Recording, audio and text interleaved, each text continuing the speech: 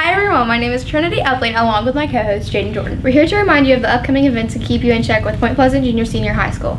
Our shows are available through Facebook, YouTube, and NFHS Network by going to www.pointpleasantlive.com. We're on all forms of social media, so be sure to search for us. You can check us out on our Instagram page for scenes around the school.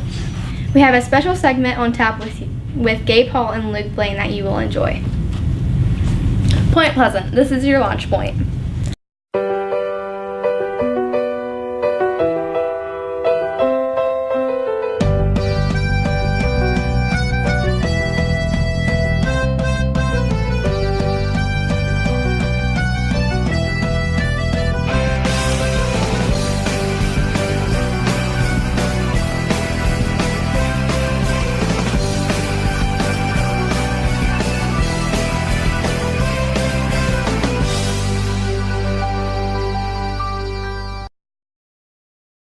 Welcome to Launch Point, episode number 3. Launch Point is a show produced by the broadcast class at Point Pleasant and Junior Senior High School, where the mission of our school is to ensure high levels of personal, academic, and social growth for all students in our school.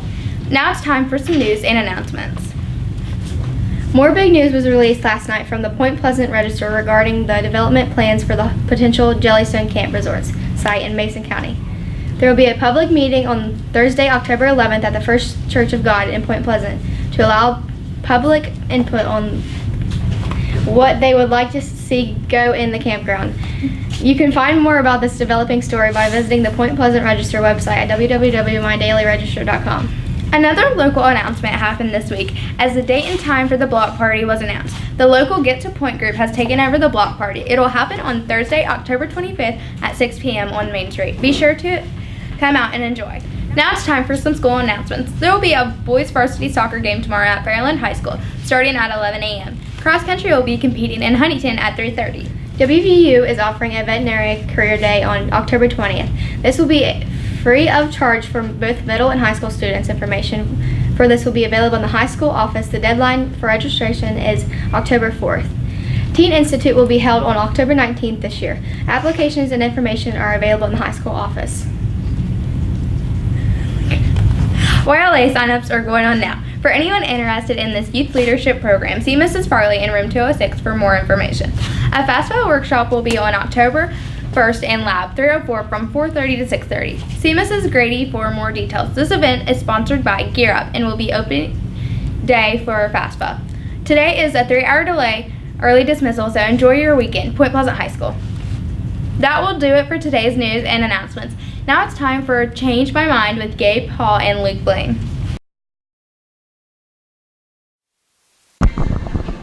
All right, ladies and gentlemen, this is Luke Blain along with Gabe Hall.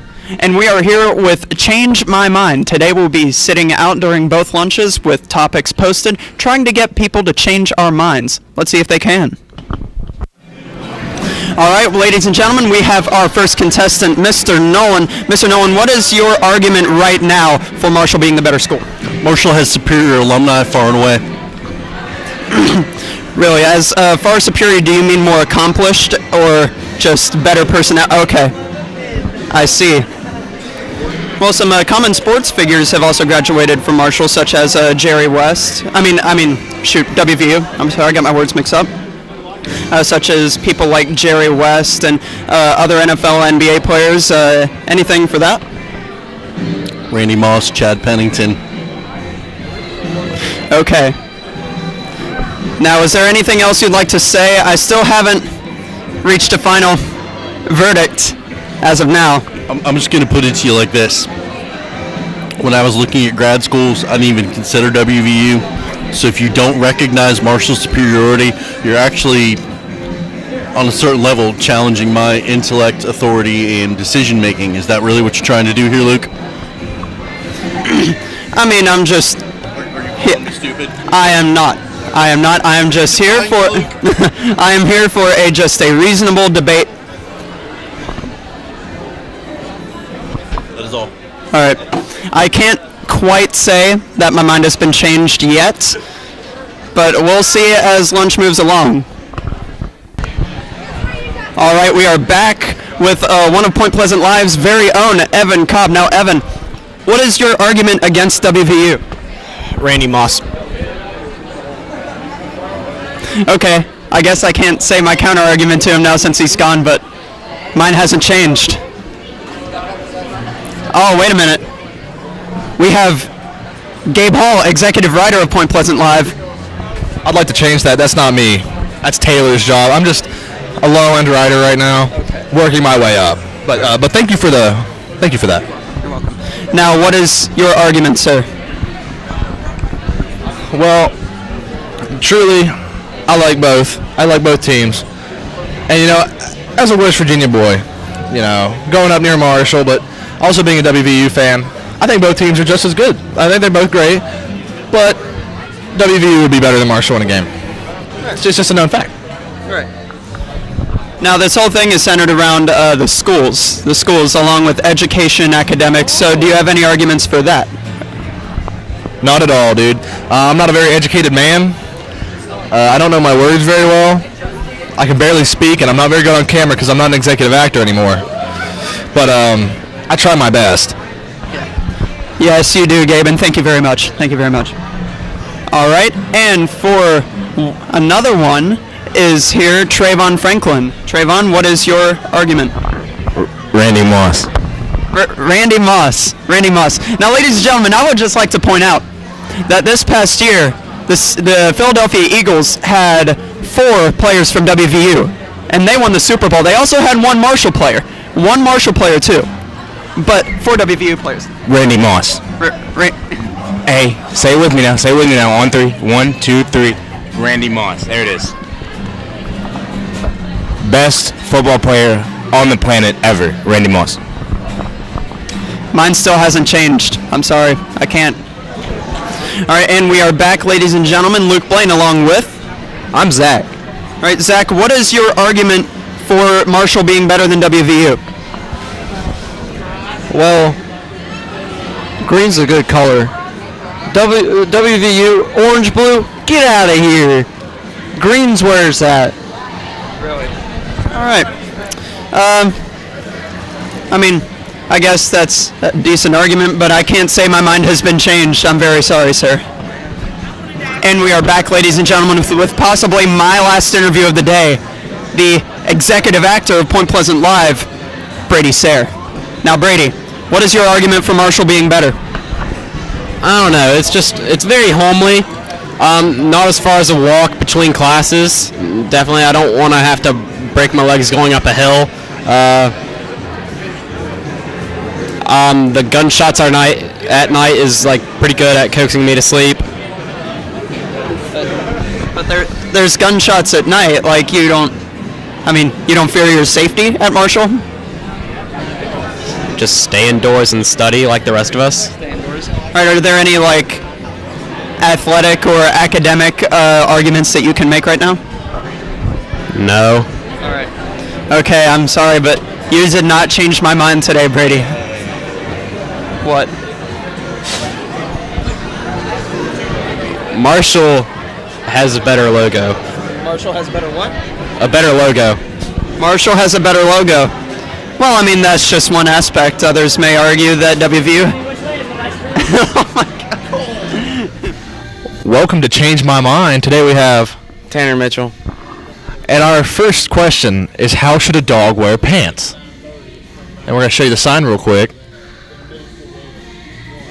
Now, I believe dogs should wear pants on only the back 2 legs, because it's like a person does, right? You only wear pants on the 2 legs. You just don't wear it on the top, you know what I'm saying? Unless maybe it's like a one piece, but that doesn't count. But you wear pants on legs, and dogs have 4 legs, so therefore there should be 4 legs to the pants, so it should be on all 4 legs. You have a good point there, but I'm going to refute that. There's nothing to cover up on the front, on the top, right? So maybe a shirt would be better. Why would they wear a full pair of pants up here? Couldn't it be a shirt? Dogs don't have arms for a shirt to get through. You have a good point. But I don't see it. I see those as the arms. If you stand a dog up on the back 2 legs, the hind legs, those are the arms. Yeah, they look like. Okay, but have you ever given a dog a shake, right? Yeah. They shake your hand, right? Yeah. With their front leg. Yes. But it's a handshake. It's a handshake. It's a handshake, but they use their leg. It's still a handshake in my book. Dude, it's their leg. No. I'm done. I win again. He couldn't change my mind. Hi, I'm Gabe Hall. We're with Dr. Reed. So, I believe a dog should only wear pants on the behind legs, kind of like a human does. So, what's your point on to refute that? I disagree. For instance, what do dogs walk on? Well, they have 4 paws. They walk on paws. Okay, what are those paws attached to? A bone. What is that bone of a dog commonly referred to? A leg. Oh, a leg. And what goes inside pants? 2 legs. No, they go 1 leg in each hole. Right? Yeah. Okay. So, therefore, a dog has 4 legs, 4 holes, 4 pants, so they would go on all 4 legs. Now let me refute that real quick. All right. So like I said with the last contestant here, imagine a person, right? You're on all 4s. Would your arms become legs? Well, here's the deal with that, though. We already named our arms arms. But what if dogs wanted to name their arms too? But we decided to call them legs anyways. Okay, dogs did not make that determination. We humans made that determination for them. I see what you're saying here, but I don't think the dog community would take very kindly to that. Because their top professors, they really refer to those as arms. And they wear shirts all the time. I've talked to them. You've talked to the dogs? Oh, yeah, all the time. Usually whenever I'm trying to go to bed at night, they're always talking. It's just great. They're always good discussions. Okay. Now, you introduced me as who? Dr. Reed, right? Yes, Dr. Reed. Okay. Would you agree that doctors communicate with other doctors? Yes. Okay. Well, one of my good friends is Dr. Doolittle. Yeah? Yeah. I believe I've heard of him. Okay. And if memory serves me correctly, doesn't Dr. Doolittle talk with dogs? Yes, actually I've conversed with him a few times about arms on dogs. Okay. See, he and I are already in this research project, and we are actually researching this. Yeah? Yes. What's the research you've come up with? Well, so far, because the IRB committee, they're kind of giving us a little rough way to go, because they say that since we're talking with dogs, that we probably don't have to go through them, but when you look at animal activists, then they're saying, well, you got to make sure that the dogs aren't being abused. Yes. But whenever you go back to the BBR records, you can tell that the dogs really do just agree with it. My statements here, and, they've been fighting for this for years, since, like, the 1960s and all that. They really want their arms to be considered arms. It's been a long, hard-fought battle here. Okay. That is one thing that we're going to take into consideration in our study. But I do have one question for you. Yes, sir. Okay. Now, when a human has a dog sit and shake, what's the dog using? Well, it usually sits down on its hind legs, back, and shakes a hand. Shakes what? A hand, right? A human hand. But what does the dog use? Well, it's usually its paw, but what's considered an arm. But most would call it a leg. I consider it an arm. Okay. Now, until there are further research results to show, we really cannot state that it is a leg or an arm. We have to go with it as a leg because that's already a commonly held, tightly held philosophy. Is that correct? That's understood. And I see what you're saying here, Doctor. This is a really rough debate going on here now, especially in the scientific community, the medical community, and the veterinarian community. But as it stands right now, I'm a dog activist, and I'm fighting for the rights for arms. I respect that, and I look forward to working closely with you to see how the study that works comes out. Well, thank you. Thanks for coming on. Thank you. Hi, I'm Gabe Hall with Colton Pearson. So today we're arguing, how would a dog wear pants? I believe the 2 hind legs, as it serves as a covering for the private parts, like a human would wear. How do you feel on this? I feel a dog would wear pants on all 4 legs because they walk on 4 legs. Yeah, but if you were ever going into a bear crawl, Would you take your shirt off and put on a pair of pants? Technically, shirts are just arm pants. What a quote, people. Undisputable fact. But I'm going to hit him with this. Just to shake it up a little bit. Why would a dog only wear a pair of pants without a shirt? You have a valid point. Also, one more fact for you here. When a dog shakes, what does it do? I don't understand the question. You know, when you say shake, and they shake your hand? They shake your hand. How do you shake a hand? With another hand. Connected to an arm. So a dog would wear pants on the hind legs and wear a shirt on the forelegs. Do you understand what I'm saying? My goodness, I think you've changed my mind. I have changed a mind today, folks. He really understands what I've been saying. Truly not a real doctor, but here I am. Thank you. Hi, I'm Gabe Hall with... What a nice young man. My argument is that dogs would only wear pants on their hind legs. Are you with me or against me on this fact? I gotta be against, man. Why's that? I mean, when dogs walk, do they have front arms, like, or front legs? Well, an earlier dispute I had with Dr. Reed, we talked about the activists and the scientists in the dog community who have actually been trying to abolish this statement of front legs. They want arms. What sources do you have on that? Oh, I don't have those on me right now. But as you can see, he's going to try to use this to bring down my argument. I will find credible sources, and we'll post them with this video. But, do you have any other argument on this? Dogs don't wear pants. I am disgusted with what I've heard today. An absolute, I can't believe this. What you said against the dog community today will forever go down in history as the largest scar.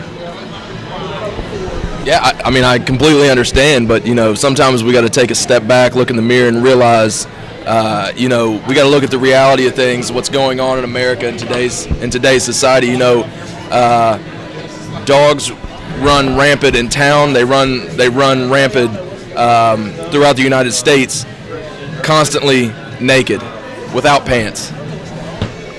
This is a lifestyle they want to change. This is the activism we've been fighting for. Dogs want pants, and they want shirts too. They want pants, they want socks, they want booties, like the baby booties that they wear to fit their little puppy paws. And I've got to admit, like, little baby shoes would be adorable on dogs. Would they not? Yes, sir, they would. And that's their choice. As dogs with free will, I can allow that choice. All right. I want to thank you for coming out tonight. Thank you. Thank you. Hi, I'm Gabe Hall. We're here with Mr. Bartlett? and we're going to discuss and possibly argue over the fact that dogs should only wear pants on their hind legs. How do you feel about this? I feel like they should wear them on all fours. Why's that? Because, I mean, they're all legs, and you wear pants on your legs, and if they have 4 legs, you wear them on all fours. I'm going to bring this back to a previous fact here. If you were to be on all fours in a bear crawl position as a human, would you change your shirt to a pair of pants? No, I would not, because I have arms and legs, not 4 legs. Okay, that's a good point on that one. But, okay, if you were to shake hands with a dog, how's it performed? With the front legs. The front legs, huh? Also could be known as arms. And arms don't wear pants, do they?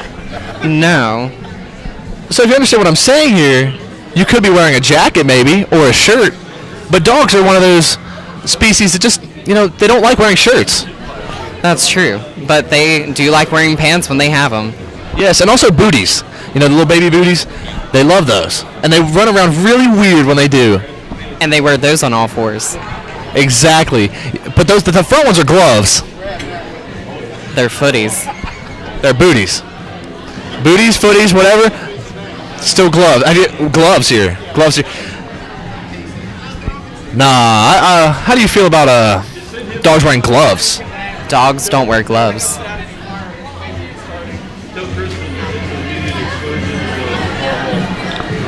Now, why wouldn't a dog wear gloves, sir? They don't have thumbs. That is a really good point. I can't refute that. They do not have thumbs. But what if their hands get cold on their front arms? You mean their paws? I mean, it's kind of like hands. They have 4 paws. They have back paws and front paws. I don't know. I'd have to talk to my researchers about that one. The doctors up at the Dog Institute of Technology, I don't think they believe with that. The dit? Yeah, basically. Yeah, so they all look the same. All paws, all 4 look the same. The legs are a little bit different, but yeah. Well, my toes look the exact same as my fingers. The same length, too. It's crazy if you want to check that out someday. That's weird. You should get that checked out. I probably will later today. Well, I want to thank you for coming on today. Hi, I'm Gabe Hall here with Scott Boster. and today we're arguing about pants and dogs. How do you feel about this? I feel that you are incorrect. Wow, what a bold statement in the beginning of the game here. What makes me wrong? Well, you see, dog, as you can see the picture up there, it has pants legs for all of its legs. Yes, but also if you check this picture, there's legs for the back legs. Back legs. Yes. So you're admitting there's a front and back legs? No, the back legs are the only legs. You see, sometimes you can refer to your legs as the lower leg or the top leg. Their back legs are the back of the legs.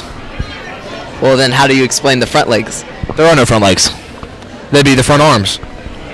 Then why you call it the back legs? A little bit more emphasis on that. I call it the back legs because they're in the back, and I call the front arms because they're in the front. It makes perfect sense if you think about it from a logical standpoint, and as a member of the scientific dog community, I believe I understand this. You believe you understand this? Alright. Well, explain. How do our hands not look like our feet? They do in a sense. The only difference is that our toes are just a tiny bit smaller than our fingers. Well, actually, there is a major difference. Well, also there's no thumb, but the big toe could be considered just an immobile thumb. Alright, Gabe. I'm going to show you this. You see how my foot I can't believe this. You see how my foot is connected to my leg? You see how my foot is connected to the leg? Yes, I understand that. You see how my arm is connected to my hand? Why is it not like this, like dogs? Dogs can bend their paws a little bit. Can they, use them like that, huh? No, they don't have thumbs. But if you ever lost your thumb, would you quit calling your hand a hand and your arm an arm? Well, maybe I would, Gabe. Would you mind that? I wouldn't mind at all, but I'd still call it an arm. Alright. My dog, her name's Dixie. She's got... I want to say hi to Dixie. Hi, Dixie. Alright. She's got 4 claws right here, but up the arm isn't. That's also a thumb, alright? But it's not like our hands. Well, then they just have a misplaced thumb on their arm. I see. How many humans do you know of a misplaced thumb on their arm? Well, none personally, but I'm sure you could look it up and find several cases of thumb dysplasia, or whatever you'd call it. Several? Many. Millions, probably. Probably millions. Probably millions. Alright, so, how do you think dogs wear human pants? I'm going to call those human pants, and I'm going to call these dog pants. Well, considering they're both dog pants because they're on a dog, I would consider it on the 2 hind legs. And the 2 front arms could possibly wear a shirt. Now, if it was a long sleeve shirt, maybe people might mistake it as a pair of pants, but it wouldn't be because of their arms, not legs. I'm going to tell you, my aunt's a veterinarian, and she calls all 4 legs on the dog legs. What's her name? Her name is April. April, huh? Yeah. Do you have a certificate?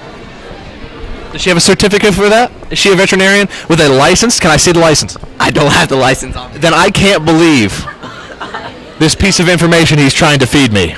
Alright. Gabe, I'm just going to tell you that this argument is ridiculous. And I am hurt. you are hurt. I am very hurt you're going to say that. This is a very deep discussion we're having about the dog community right now. Very deep discussion, huh? Well, do you have a dog here to show us how it has front hands and back legs? I do have a diagram on the front, but I do not have a live dog as we couldn't get Mr. Cottrell to let us bring one in. But I do have plenty of dogs, D-A-W-G-Z, at this school, like Trayvon, a fellow ex-executive actor. We're still the best. But yes, I do not have a dog here. You do not have a dog here today to show me that there's a difference between the foot and, as you're calling it, the front hands. Well, none of my dog friends also, other than Mr. Cultural not letting us bring one in, none of my dog friends were allowed to come because they have jobs and they have families to provide for, because we don't hold them back by considering their legs instead of arms. All right, Gabe, I'm going to tell you. All right, I'm just going to ask you this. What's the difference between them using their front hands and their back paws? If you can tell me. You just called them hands, so they're an arm. You know what, Gabe? You ended your whole argument there. I'd like to thank you for coming out. What an amazing guy, Scott here. Thank you for coming out. Thanks to Gabe and Luke for your segment, and thank you for watching the latest episode of Launch Point. Be sure to check out our programming on Facebook, YouTube, and the NFHS program network. Remember, we will not be live for any events this week, but we'll have several events for you next week. Your Launch Point will be next Wednesday. See you then. I can't.